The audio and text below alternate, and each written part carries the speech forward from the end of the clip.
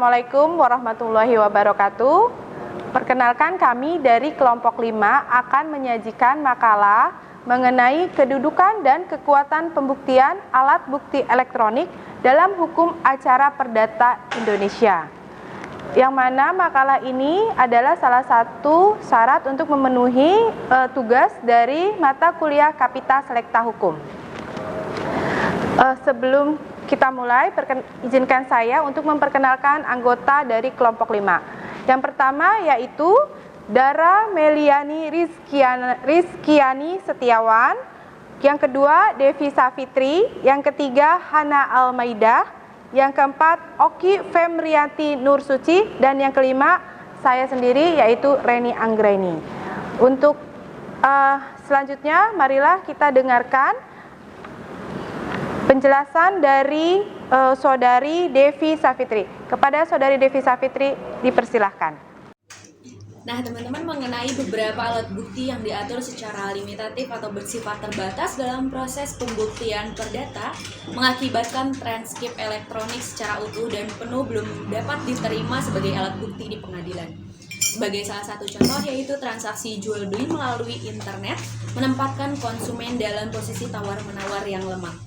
Hal ini dapat dilihat bahwa informasi mengenai keadaan suatu barang tertentu sepenuhnya dibuat secara sepihak oleh pelaku usaha. Nah, dalam posisi konsumen dan transaksi jual beli melalui internet tidak memberikan peluang kepada konsumen untuk melihat, mengidentifikasi dan menyentuh barang secara langsung karena sifat dari transaksi yang dilakukan tanpa melalui tatap muka secara langsung. Pengakuan terhadap kedudukan alat bukti elektronik dalam proses pembuktian perkara perdata tidak hanya sebatas mengenai aspek pengakuan secara legalitas. Proses pembuktian dalam perkara pidana maupun perdata merupakan salah satu unsur penting sehingga dengan adanya pengakuan mengenai kedudukan atau eksistensi alat bukti elektronik tersebut dapat menjamin perlindungan kepastian hukum di antara para pihak. Nah, di dalam pasal 1 ayat 4 Undang-Undang Nomor 11 Tahun 2008 jangko Undang-Undang Nomor 19 Tahun 2016, dokumen elektronik adalah setiap informasi elektronik yang dibuat, dikirimkan, diterima atau disimpan dalam bentuk analog, digital, elektromagnetik, optikal atau sejenisnya yang dapat dilihat, ditampilkan atau didengar melalui komputer atau sistem elektronik, termasuk tetapi tidak terbatas pada tulisan, gambar, peta, rancangan, foto, dan sejenisnya. Karakteristik dari dokumen elektronik yang dapat dialihkan atau disimpan dalam beberapa bentuk memungkinkan dokumen elektronik dalam praktek perkara di persidangan tidak ditemui dalam satu bentuk media yang baku. Hal tersebut dapat dilakukan mengingat sifat dari informasi elektronik atau dokumen elektronik dapat dialihkan ke dalam beberapa bentuk media yang lain. Kedudukan alat bukti elektronik seperti transaksi elektronik masih terus dipertanyakan oleh sebagian pihak. Salah satu kasus terjadi pada seorang mahasiswa di Yogyakarta mengalami penipuan secara online. Korban mengaku ditipu oleh seorang yang mengaku menjual laptop. Kejadian berawal ketika korban melakukan pencarian barang di dunia maya dan menemukan kontak pelaku. Dilanjutkan dengan saling tukar-menukar kontak dan tawar-menawar. Nah, teman-teman, menurut Hajah Eva Laila Fakhirah, jenis alat bukti yang dapat dikategorikan sebagai alat bukti elektronik yaitu termasuk foto dan hasil rekaman, hasil print out dari mesin faksimil, mikrofilm, email atau surat elektronik, video telekonferensi, dan tanda tangan elektronik. Nah, di dalam ketentuan pasal 6 Undang-Undang Nomor 11 Tahun 2008 tentang Informasi dan Transaksi Elektronik atau ITE yang berbunyi dalam hal terdapat ketentuan lain selain tertulis atau asli, informasi elektronik dan atau dokumen elektronik.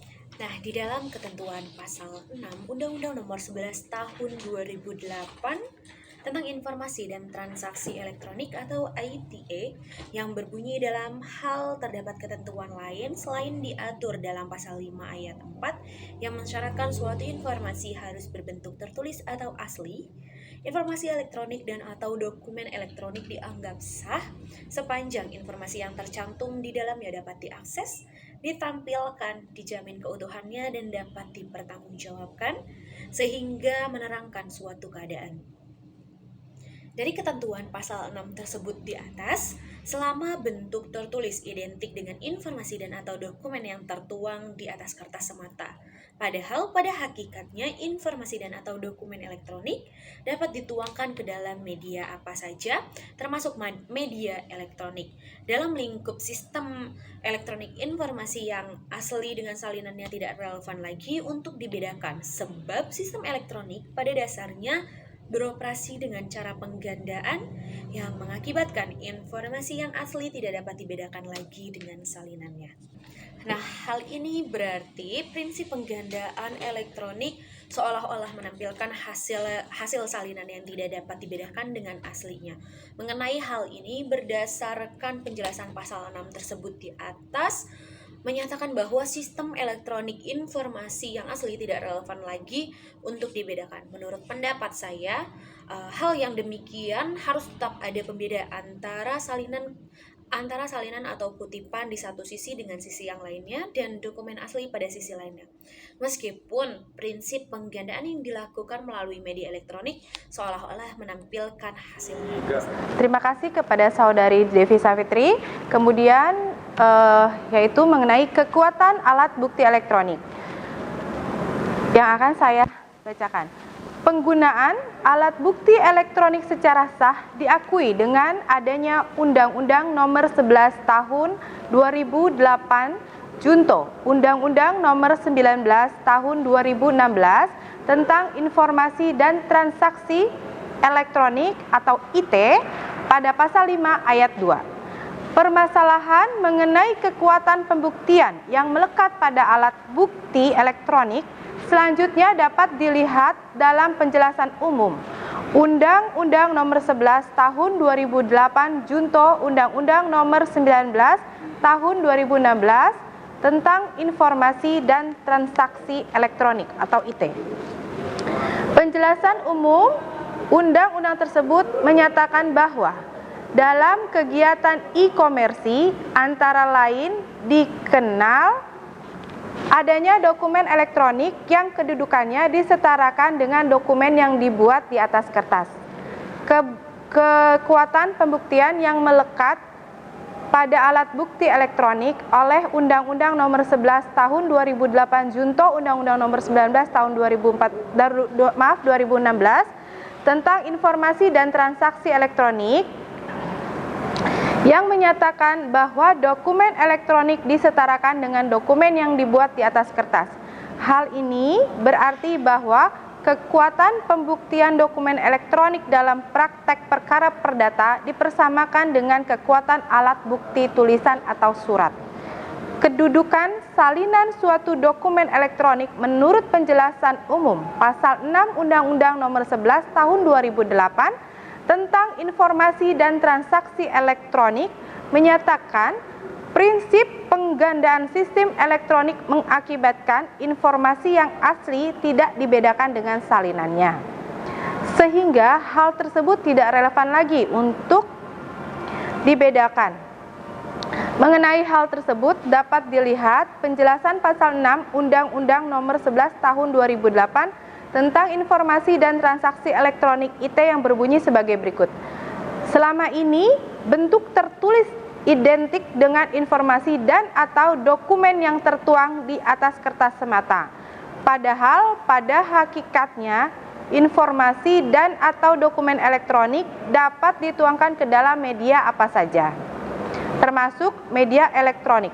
Dalam lingkup sistem elektronik, informasi yang asli dengan salinannya tidak relevan lagi untuk dibedakan sebab sistem elektronik pada dasarnya beroperasi dengan cara penggandaan yang mengakibatkan informasi yang asli tidak dapat dibedakan lagi dengan salinannya.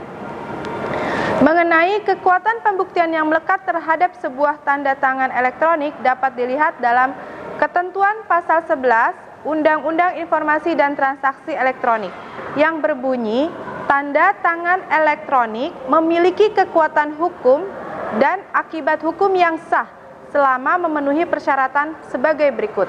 A. data pembuatan tanda tangan elektronik terkait hanya kepada penanda tanganan. Yang B, data pembuatan tanda tangan elektronik pada saat proses hanya berada dalam kuasa penanda tanganan. C, segala perubahan terhadap tanda tangan elektronik yang terjadi setelah waktu penandatanganan dapat diketahui. D, segala perubahan terhadap informasi elektronik yang terkait dengan tanda tangan elektronik tersebut setelah waktu penandatanganan dapat diketahui. E, terdapat cara tertentu yang dipakai untuk mengidentifikasi siapa penanda tangannya. F, terdapat cara tertentu untuk menunjukkan bahwa penanda tanganan telah memberikan persetujuan terhadap informasi elektronik yang terkait. Keterikatan para pihak dalam suatu urusan penandatanganan berlaku sepanjang kesepakatan tersebut tidak menyalahi ketentuan pokok hukum perikatan yang terdapat dalam pasal 1320 KUH Perdata atau belum mencapai batas waktu yang telah diperjanjikan. Hal ini berlaku dalam hubungan suatu kontak mengenai adanya sejumlah persyaratan yang menyatakan kekuatan pembuktian tanda tangan elektronik seperti di atas sebagaimana disebut dalam penjelasan pasal 11 Undang-Undang Nomor 11 Tahun 2008, Junto Undang-Undang Nomor 19 Tahun 2016 tentang informasi dan transaksi elektronik, merupakan syarat minimum yang harus dipenuhi dalam setiap tanda tangan elektronik. Kemudian faktor-faktor penghambat kekuatan alat bukti elektronik akan dibacakan oleh Saudari Hana Almaida yang akan diteruskan oleh Dara Melinia mengenai upaya yang dapat dilakukan dalam menguatkan kekuatan alat bukti elektronik. Terima kasih. Assalamualaikum warahmatullahi wabarakatuh. Perkenalkan, nama saya Hana Almaida Alfat, NIM 191010201008. Dan saya akan membacakan mengenai faktor-faktor penghambat kekuatan alat bukti elektronik. Pengakuan Mahkamah Agung terhadap dokumen elektronik pada sistem peradilan pertama kali diketahui melalui Surat Edaran Mahkamah Agung atau bisa disebut SEMA Nomor 14 Tahun 2010 tentang dokumen elektronik sebagai kelengkapan permohonan kasasi dan peninjauan kembali. SEMA ini bertujuan untuk meningkatkan efisiensi dan efektivitas proses minutasi berkas perkara serta menunjang pelaksanaan transparansi dan akuntabilitas serta pelayanan publik pada Mahkamah Agung dan badan peradilan di bawahnya. Namun SEMA ini tidaklah mengatur tentang dokumen elektronik sebagai alat bukti, melainkan dokumen elektronik berupa putusan maupun dakwaan yang dimasukkan pada compact disk, flash disk, atau dikirim melalui email sebagai kelengkapan permohonan kasasi dan peninjauan kembali. SEMA ini telah mengalami perubahan berdasarkan SEMA tahun 2014 tentang perubahan atas SEMA 14 tahun 2010 tentang dokumen elektronik sebagai kelengkapan permohonan kasasi dan peninjauan kembali. Perubahan SEMA ini dilakukan berkaitan dengan sistem pemeriksaan berkas dari sistem bergiliran menjadi sistem baca bersama yang diarahkan secara elektronik. Dalam butir-butir SEMA terdapat penambahan detail dokumen-dokumen yang wajib diserahkan pada pihak berperkara secara elektronik. Tapi sekali lagi kepentingannya bukan dalam kaitannya sebagai alat bukti elektronik.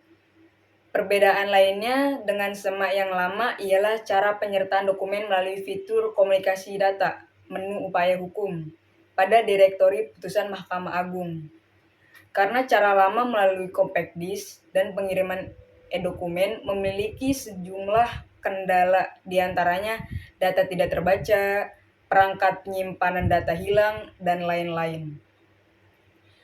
Kesimpulan dari SEMA ini mengakui dokumen elektronik untuk kelengkapan permohonan kasasi dan peninjauan kembali, bukan untuk alat bukti persidangan, dan penyerahan dokumen oleh pengadilan tingkat pertama dilakukan melalui fitur komunikasi data dan tidak melalui perangkat flash disk atau compact disk kecuali dalam keadaan khusus. Namun, Bagaimana cara penyerahan dokumen elektronik sebagai alat bukti yang sah di persidangan? Disinilah terdapat kekosongan hukum acara. Karena dalam undang-undang, informasi dan transaksi elektronik maupun undang-undang lainnya tidak mengatur mengenai tata cara penyerahannya di persidangan.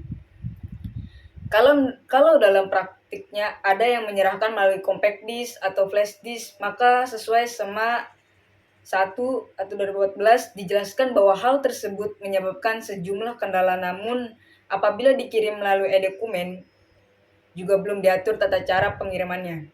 Tata cara penyerahan menjadi penting karena menyangkut sah atau tidaknya hukum acara perdata yang diterapkan dan dalam rangka memenuhi unsur dijamin keutuhannya. Pada pasal 6 Undang-Undang ITE, dijamin keutuhannya berarti tidak diubah-ubah bentuknya sejak dari dokumen elektronik tersebut disahkan. Dalam hal dokumen elektronik telah diserahkan di persidangan menurut tata cara yang diterima semua pihak berperkara, maka apabila pihak lawan ingin melihat dokumen elektronik yang akan diajukan sebagai alat bukti tersebut, ketentuan pasal 137 HIR mengatur bahwa pihak-pihak dapat menuntut melihat surat-surat keterangan lawannya dan sebaliknya. Surat mana yang diserahkan kepada hakim buat keperluan itu.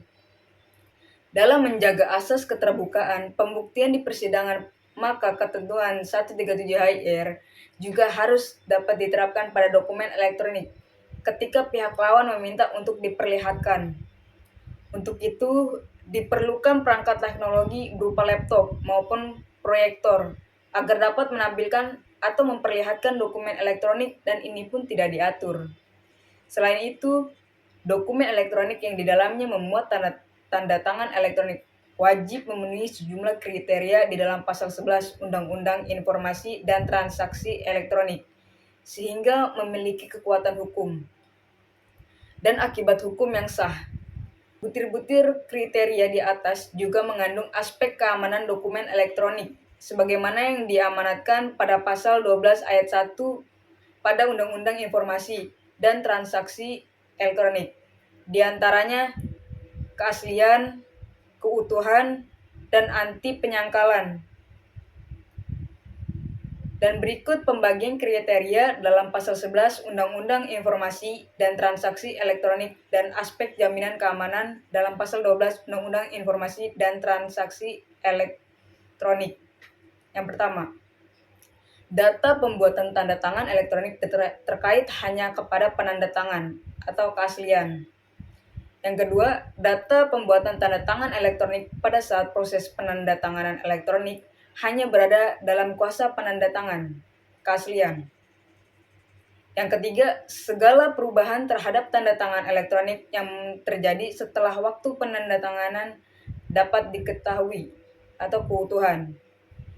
Yang keempat, segala perubahan terhadap informasi elektronik yang terkait dengan tanda tangan elektronik tersebut setelah waktu penandatanganan dapat diketahui atau keutuhan.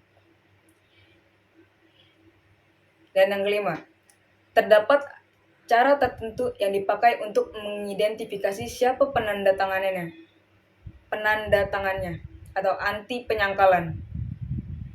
Yang keenam, terdapat cara tertentu untuk menunjukkan bahwa penanda tangan telah memberikan persetujuan terhadap informasi elektronik yang terkait atau anti penyangkalan. Tanda tangan elektronik yang mampu menjamin terpenuhinya butir A dan F adalah tanda tangan yang tersertifikasi dan dapat dipertanggungjawabkan sebagaimana dimaksud dalam pasal 6 Undang-Undang Informasi dan Transaksi Elektronik. Hal ini karena berfungsi sebagai alat autentifikasi dan verifikasi atas identitas penandatanganan.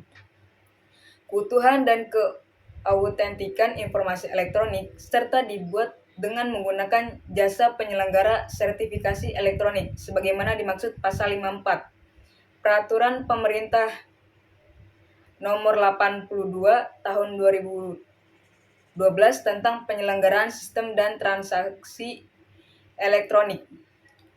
Salah satu penyelenggara sertifikat digital atau elektronik yang berisi tanda tangan digital dan identitas diri pemilik sertifikat yang telah berjalan adalah Badan Cyber dan Sandi Negara atau bisa disebut BSSN yang dapat melayani keperluan lembaga pemerintah maupun selain pemerintah untuk memastikan standarisasi jasa penyelenggara sertifikasi elektronik. Kementerian Komunikasi dan Informasi sedang menyusun regulasinya. Pengakuan lainnya terhadap dokumen elektronik semakin tegas, dimuat pada Peraturan Mahkamah Agung Perma Nomor 3 Tahun 2018 tentang administrasi perkara di pengadilan secara elektronik. Dalam ketentuan pasal 17 Perma tersebut diatur bahwa pengadilan menerbitkan salinan putusan atau penetapan secara elektronik. Salinan putusan atau penetapan pengadilan yang diterbitkan secara elektronik dikirim kepada para pihak paling lambat 14 hari sejak putusan atau penetapan, kecuali kepailitan atau PKPU. Pengiriman dilakukan melalui domisili elektronik, namun sesuai dengan ketentuan pasal 23 ayat 3 Keputusan Direktur Jenderal Badan Peradilan Umum Nomor 271 DJUS SK PS 01/4/2018 diatur bahwa salinan putusan atau penetapan tidak dapat digunakan sebagai alat bukti yang sah. Hal ini berarti peradilan umum khususnya tetap wajib mengeluarkan putusan atau penetapan dalam bentuk cetak yang dapat dipergunakan sebagai alat bukti. Salinan putusan dalam bentuk dokumen elektronik kelak dapat ditandatangani secara elektronik apabila telah tersertifikasi dan terhadap salinan dokumen putusan yang demikian tidak berlaku dicocokkan dengan aslinya. Sebagaimana alat bukti surat menurut pasal 1888 KUHP Perdata sesuai dengan maksud penjelasan pasal 6 Undang-Undang Informasi dan Transaksi Elektronik.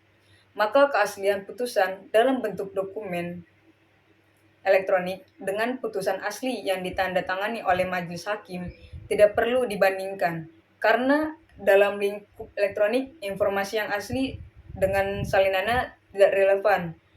Tidak relevan lagi untuk dibedakan sebab sistem elektronik pada dasarnya beroperasi dengan cara penggandaan yang mengakibatkan informasi yang hasilnya tidak dapat dibedakan lagi dari salinannya. Berkembangnya penggunaan sarana elektronik dalam berbagai transaksi di samping memberikan manfaat yang positif, yakni adanya kemudahan transaksi, juga memberikan manfaat yang sangat besar bagi penyimpanan dokumen sebagai hasil kegiatan usaha yang dilakukan. Namun memang diakui bahwa di sampingnya keuntungan tersebut dalam penggunaan sarana elektronik terdapat pula kekurangan atau kelemahannya apabila dihadapkan pada masalah alat bukti di pengadilannya.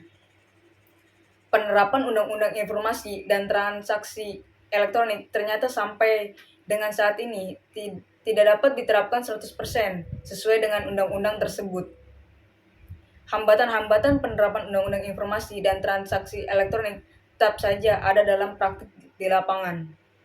Hambatan tersebut datang dari itu sendiri, yaitu pada substansi Undang-Undang Informasi dan Transaksi Elektronik, hambatan hukum di luar Undang-Undang Informasi dan Transaksi Elektronik, hambatan teknologi, hambatan sosial dan kultural, hambatan stabilitas finansial dan keamanan, hambatan pemahaman Undang-Undang Informasi dan Transaksi Elektronik oleh aparat penegak hukum. Dan selanjutnya akan dibacakan oleh teman sekelompok saya, Saudari Dara. Terima kasih. Assalamualaikum warahmatullahi wabarakatuh.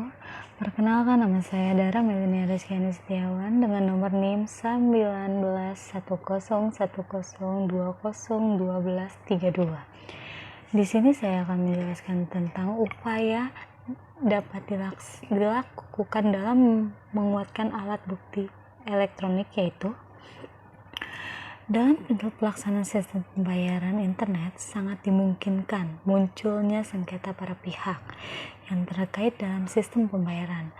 Karena itu, penting sekali dilakukan upaya-upaya penyelesaian sengketa Lebih kasusnya lagi, penyelesaian sengketa ini dapat dijadikan instrumen perlindungan bagi nasabah yang melakukan transaksi pembayaran internet. Persoalan hukum muncul ketika sengketa dalam sistem pembayaran internet beraturan dengan yurisdiksi hukum, namun dalam jangka waktu pendek. Penggunaan model penyelesaian hukum non-penal tradisional masih sangat memungkinkan lembaga hukum yang dapat digunakan untuk penyelesaian sengketa dalam transaksi pembayaran internet melalui ADR. Menurut Abdul Qadir Muhammad, dalam sudut pandang yang luas, Alternative Dispute Resolution atau ADR meliputi segala cara penyelesaian sengketa di luar pengadilan. Dan secara garis besar, ADR penyelesaian sengketa dalam transaksi pembayaran internet. Ini dapat dilakukan secara tradisional.